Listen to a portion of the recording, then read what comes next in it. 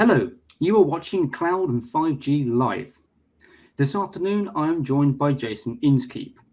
As Director of AT&T's 5G Centre of Excellence, Jason leads a cross-functional team focused on 5G solutions for business. His team, composed of innovative change agents, works directly with AT&T business customers to shape the evolution of the 5G network and support business-centric use cases. Jason has been at the forefront of the AT&T vision for 5G, serving as the primary presenter in the AT&T Executive Briefing Center. His leadership internally earned him back-to-back AT&T Visionary Awards in 2017 and 2018, and externally led him to be named as a 2020 Fierce Wireless Rising Star. Before 5G, Jason supported various organizations within AT&T, from innovation to sales, and obtained his BBA in Computer Information Systems from James Madison University. And now, to deliver this stage's final keynote presentation entitled AT&T 5G Private Network Toolkit, please welcome the very man himself, Jason. Hey guys, thanks for having me. It's a pleasure to be here. And as I think about the space and the things that we've learned over the past few years with private cellular, as well as 5G, we've learned there's a big opportunity here, not just for the private side, but in general as the 5G network begins to take shape. And as we've thought about this, there were a couple of things that I wanted to put in front of you right here, because we're just at the forefront of what's happening in this age of change with 5G. And I want to highlight that with this before we really talk about the things that have been successful and grown already for us. On this slide, you'll see many of the things that we've talked about as an industry for the past 5 years, ranging from, I'll start with the two easy ones, better throughput and ultra high speeds. And really, that's where we are with 5G today, right? We're able to use different spectrum bands in terms of millimeter wave, new mid bands, new spectrum options to spare the spectrum, as well as densification, right?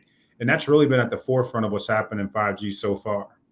Everything on the left that you see with massive IoT connectivity and the ultras really hasn't even happened yet. We've seen some of that, edge constructs take place really by taking care of the physics and the fiber, but we really haven't seen that next generation of ultras that we're really looking for, where we really take out and eliminate or really mitigate, from a latency perspective, the air interface latency, right? We got more security in it. It added a little more latency. Now that's got to be taken out. At the same time, ultra reliability, reducing that jitter effect in some cases on the network, making sure that we're using and optimizing the spectrum there as much as possible. Again, spectrum is our finite resource. So we want to make sure in these that we're taking care of that, and these two attributes help us do that. The third one, massive IoT connectivity. As we move into the standalone core and as we continue to improve the RAN, we'll be able to attach more widgets to that device and to that tower, right? Which is very important as you think about the next generation of sensor technology, more data, really driving automation, not only in the network, but into the applications and everything as well, as you start to see network inform application and application inform network. However, knowing that these things that are seen here, especially the massive IoT, ultra low latency, and ultra reliability, we're just now starting to see what's really changed other than more throughput and so forth. And what did we see change as we moved into 5G? The first thing that we saw and what we started to come out of this is we looked at 5G going back to, as early as 2016, where there were really three emerging enablers that popped up really in late LTE that created a new opportunity that we're going to kind of speak to today that we really jumped into with both feet early on. And these enablers, the first one, spectrum, right? The finite resource of any wireless network in general is spectrum. And understanding those new spectrum options, both up to the level of millimeter wave in the US with shared spectrum options like CBRS, Citizens Broadband Radio System, which is a shared topology, as well as additional licensed spectrum bands in the mid-band range and even low-band range, and opportunities for the enterprise to take advantage of that, have really created a new impetus of capacity, scale, and need that wasn't there before. And don't forget, Wi-Fi has added a whole lot of more spectrum as well. And that's the finite resource in a wireless network. And understanding how those spectrum options will play, not only in the cellular construct, but in wireless in general, will help customers get to the right set of experiences. But that's enabler one. Enabler two, that we also saw in late LTE was the move from cellular networks into a software-defined construct. And now with those networks becoming software defined, I can move the pieces of the network around where I need them, when I need them, and how effectively they're going to drive the experience I need. From a macro perspective, that's going to mean, cloud radio access network topologies, more open network topologies, allowing us to really scale that stuff at a quicker pace. We're also going to see the aggregation points move around when you think about the cellular user planes that were used to be centralized, maybe 10 to 12 when a big country like the US, smaller and smaller countries, number of them. Now you're going to see that get pushed further out. So the analytics and the things that need to take place closer to the action, right? Thus reducing the fiber mileage, again, reducing latency as well. But that's also going to create some new opportunities and some unique risks as you think about the new ingress, egress points, and finally the convergence, right? That's going to take shape. So I've got spectrum, I've got software defined that are enabling things, but now I've got this new convergence. And it's not just technology, which is typically the obvious one. It's also people, right? In the past, cellular networks were very, rigid in how they were built. They were typically carrier driven or OEM driven. Now with the spectrum options changing and the software defined nature changing, it's allowing new entities to come in. And there's got to be a convergence of thought between network and application to reach that nirvana or that Goldilocks that we're searching for in terms of that ideal experience, whether it's inside a factory all the way up to the smart city kind of constructs. And as we've thought about this, as we move through this paradigm shifting of networks, really the first time it's dramatically changing how things are happening, it's important that we focus not just at the top layer, but through all layers, right? And what we found at AT&T as we've worked with customers over the past 4 years is that you're going to have the traditional builds in the macro as you always do. Densification, more spectrum, more towers, and now more user planes to get that data extracted and utilized where it's needed. But as we started to see the opportunity, we said, you know what? I can take this macro network and shrink it down into a micro format and let the enterprise take it. And what we saw, though, is a flat topology that worked itself from inside to out, all the way out to the city construct. And now we even work with certain cities in the same type of topology and talk track that we would have inside of, say, a factory, inside of, say, a refinery. And being able to look at it from a network perspective, noticing that the topology is flat, but how it's utilized, especially in balance with maybe the oddball on this slide, which is Wi-Fi, is very important for how our customers get to not only optimal experience, but optimal cost models, both from a capital and from an operational perspective with a runway of time, right? And remember what I mentioned before, we're just on the cusp of what 5G is starting to be able to bring as we move into release 17, 18, and beyond, right? So as we look at this, and then, for those that are not in the US, the only thing that's probably a little maybe off in terms of what you're seeing here is the CBRS layer, which in another country may be another private spectrum layer they're added in. So now you can have a city foundationally or a factory or any of these things. How do we inject as much connectivity as possible from glass to air, right? And that's fiber to air. And we also have to think about how we get that data out, which is in this case, we're talking about a city, but it could be the telco closet. It could be the widget itself, depending on the characteristics that are there.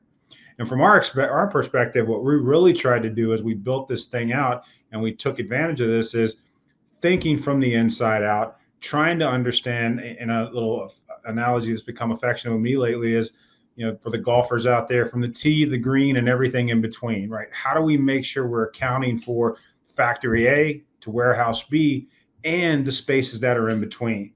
And to do that, we wanted to have a very flat topology as we thought about it. And that was easy. But then we had to consider, and most of us that have been in the 5G space for now, if you haven't had it once, you've had it multiple times. And at the same time, our friends on the Wi-Fi 6 side are having the 5G versus conversation. And it's really not a versus conversation. It's an and conversation, because the finite resource, again, is spectrum, right? If I could put everything on a wire, that would be the best connection. Kind of defeats the purpose of being mobile, but it is the best connection. So if I take a step back behind that and I say, okay, now I need wireless for optimal things in different places, how do I make the right decision?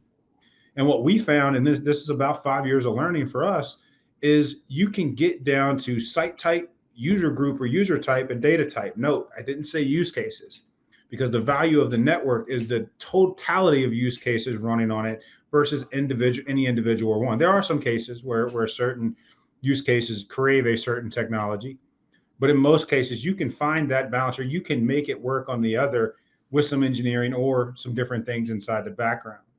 But when you start comparing that with the data access type coupled with the cost per square foot, some interesting things begin to happen. And what we saw was, from our perspective, the more industrial, AKA the site type, owns the data that is created for a myriad of reasons: security, latency, bottom line, et cetera. They had the best cost per square foot against alternatives with cellular, right? And that's based on the power output of the spectrum, the connectivity type of the always on control plane, which on the other hand has some advantages for Wi-Fi in that listen first, talk second environment, at least from a battery life perspective, right? So not everything's really a pro and a con. It's really a difference between the two architectures. But assuming that you need connectivity regardless, what we found was the cost per square foot in an outdoor industrial environment was the far best towards cellular. As I moved to a roof, a little bit less to a little bit less for cellular, but still there. And with industrial, it kind of stayed true. As we moved to healthcare, still we'll call it data owned because of the security side of the medical endeavor. But then as you continue to go across, you start to see some interesting other trends. You see retail split in the middle, right? And why we think of retail in the middle, because if you're in the store, right, it's the consumer that's the big target. But when you're in the warehouse, when you're in the supply chain, cellular is likely a better target, because if you think about how that warehouse is built, high ceilings, a little more of the industrial site type, the cost per square foot model shift a little bit. The next one I talk about is interesting because it's a microcosm of the macro world. It's the airport, right? It's nothing more than a city with a fence around it, right? And you got to think about every type of user group, from consumer to enterprise to the space itself. All those different pieces have to play together.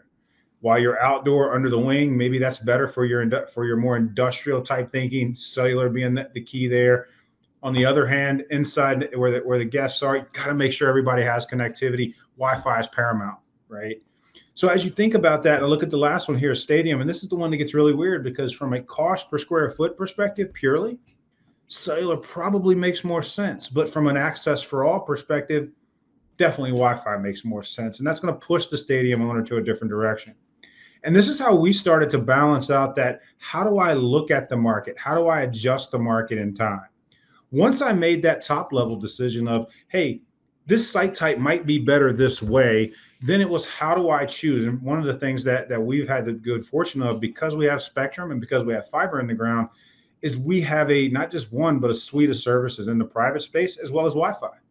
So for us, it wasn't a matter of which one, it was which one or which combination thereof.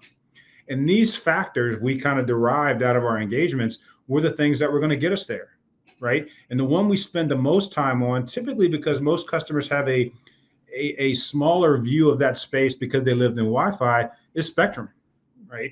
And spectrum's the wild card. And there's different characteristics, the amount of the cost to own and operate, the space that has to be owned and operated in, regulatory, et cetera, can play into that. All of these different pieces make the optimal decision for our customers. And as we think about this, again, the analogy I like to think about that's been keen to me of recent is, the tea, the green, and everything in between. And nothing's greater than thinking about maybe this example here. The manufacturing places, maybe it's kind of very close to one of our customers today, right? And they've got a manufacturing site. They're manufacturing healthcare widgets that they need to get to their customers on the other side, which are patients at the healthcare clinic. Once that manufacturing is done, they need to track that from the point it leaves the factory to that warehouse on the other side, regardless of how it gets there. Some truck, some train, something's got to move it, and customers want visibility into that. Then it's got to get to the warehouse, and the healthcare unit's got to reach out to it, and they need that visibility from the point, from inside, outside, inside, and back again to the consumer. And then as we think about it, get that patient home as well and map that connectivity end to end, which is becoming keen and more. So from us, I want to thank you guys for having me today, and look forward, Sam, to any questions you may have as we think about this short construct that we talked about today. Definitely. Thank you, Jason. Thank you for that. Moving on now to our Q&A session. Jason, you talked about site types in your presentation, but are there any specific use cases that should also be considered? Yeah, when we think about use cases, right? If you look at that chart we talked about before, which sort of showed you, site that the different types of sites, that's always a first key indicator. It's going to say, hey, I should go this way or I should go that way. Inside of that, you're going to have, let's call it air quotes, rooms inside of that, and those rooms may need different use cases based on user groups, right? I try to think about it in terms of user groups, because a user group is going to have multiple things they're going to do throughout the day. Some are pretty easy. Hey, I'm just going to send an email. I'm just going to upload a ticket. Some get a little more complex. Hey, I've got to help operate an automated piece of equipment, right? So that piece of equipment needs more intelligence, and that's going to help you adjust different network parameters around that. And then we're starting to see some customers think about, XR. Most of the time, it's AR on the factory floor, VR in the training side because of the fixed versus mobile nature of the two. But as they want to push more data down, it's key to understand and start building that foundation early so that you're not over indexing on the application side later, right? Like I mentioned before, a lot of runway on 5G, a lot of space to move. And even though there's a lot of good things happening, a lot of runway left. So building a foundation will allow that scale to go. So not saying don't think about use cases, but try to think about them in a zero, maybe 0, 5, 10 paradigm, 0 being the easiest or what you're doing today, just change the connectivity paradigm, 10 being those North Stars that, hey, I got to build to get there, right? From a compartmentalized perspective. Brilliant, thank you. Whilst possibly still early in the private space, what's one of the more common challenges that customers can run into? Spectrum, in a lot of cases, right? There's a big opportunity in the space. There's a big opportunity for a step change in terms of what these locations are doing. Oftentimes, they're thinking ahead to network slicing. They're thinking ahead to these things, but what many don't realize is just the change to cellular from a cost perspective in a lot of cases, as well as from a jitter perspective, which enables experience better. It's a step change day one, just moving from traditional to a cellular construct. But in terms of how it scales 2, 3 years from now, in terms of using those advanced features later, if the spectrum piece isn't thought about early, it could come back and get you later, because it is something that's a finite resource, right? And you may have enough when you first start, but what does that mean from a scale perspective? And how are you planning that, right? Tons of spectrum in things like Wi-Fi, that's free, but that has a different impact on experience. Licensed spectrum, depending on what country it is, has different characteristics for how you get it, how you purchase it, and ultimately how it works, right, in context of your environment. So that's the piece we try to spend a ton of time on, because most customers are coming into it with not the depth, because they didn't have to, right? And that's where we try to make sure we're spending more time on that and getting the customers the education they need to move forward with it. Fantastic, thank you, Jason. Now there are quite a lot of vendors in this space. Yes. What things should you study up on or use to help guide you through the decision process? Yeah, from a vendor perspective, as you mentioned, in the U.S., new spectrum options and software-defined networking have made it, a lot of entrants step in, and a lot of times you're seeing the story that comes with that entrance based on their area of strength, right? If you're a cloud provider, hey, we spin clouds up really fast, so we spin networks up really fast. If you're a network OEM, hey, we've done this for years upon years in the background. Now we're going direct to you, Mr. Customer, right? Mrs. Customer. If you're Wi-Fi, hey, we already do Wi-Fi. We're already doing that for you. Let us attach, the cellular with you. And all of those things are important in terms of how you're building it out and scaling it. I think that the important thing is to step away from that, right? Because you're going to quickly see the approach based on the vendor. It's going to come to the surface pretty quick once you get into the nuts and bolts of cellular. Because the reality is a cellular network, for all intents and purposes, there's about 3 or 4 different architectures for all intents and purposes. Now, how you lay those out in terms of number of sites, interconnectivity, that word spectrum again, how does that play into it? Those different things will shape the solution you want without a lot of influence from vendor in a lot of cases, right? selfishly, I would say those those companies that have spectrum and are bringing spectrum as part of it, not, just everybody's spectrum, but have differentiated spectrum that they can add to the environment, are going to be a big plus. Because yes, today in a lot of cases, and I'll use domestically, right? If everybody's using the same spectrum, nobody's getting the gain that they want. Or it's going to be hard to get the gain that they want, at least over time, right? So and if you think about a factory environment, you think about these large campuses, they're not planning for 2 years, right? They're not planning for 2 to 3 years. They're planning 3 to 5 and a kickstart runway at somewhere in between, right? That gets them a jump start, right? So it's important. Again, I keep saying spectrum, but knowing how the architectures fit before the vendor engagements, because again, it is a standards-based architecture, will help you evaluate and understand where the vendor's pitch is coming from. From there, it's fairly intuitive in terms of how you want that architecture to be. I say look at the number of sites, where are your sites located. Simple one that comes up quite a bit that's often overlooked, not use cases, but who are my users, right? Is it a business environment, all industrial business employee? Is it a white collar, office? Is it a stadium, right? And understand that not necessarily the mix of use cases, but the mix of user types, because that's going to tell you what your data balance will probably be in terms of ownership.